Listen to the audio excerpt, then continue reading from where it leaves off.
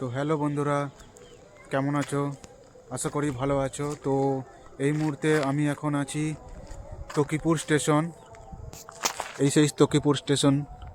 তো আমি এখন এখানে কারণ আজকে আমি যাব কলকাতা একটি বিশেষ কারণে।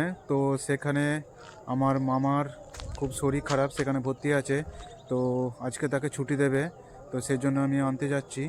তো সকাল সকাল বেরিয়ে পড়লাম, আর ঠান্ডাটাও খুব পড়েছে, সেই জন্য ভালো করে রেডি হয়ে টুপি ফুপি পরে রেডি হয়ে গেছি। আর এখন আমি তকিপুর স্টেশনে আছি।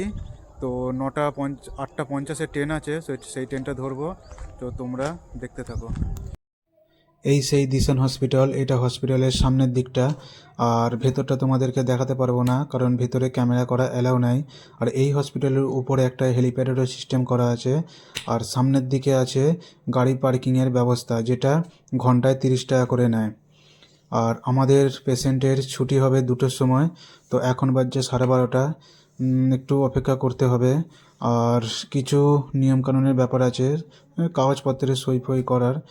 আর এই ভিডিওটা যদি তোমাদের ভালো লেগে থাকে তো অবশ্যই লাইক করবেন, আর চ্যানেলে নতুন হলে চ্যানেলটি সাবস্ক্রাইব করবেন।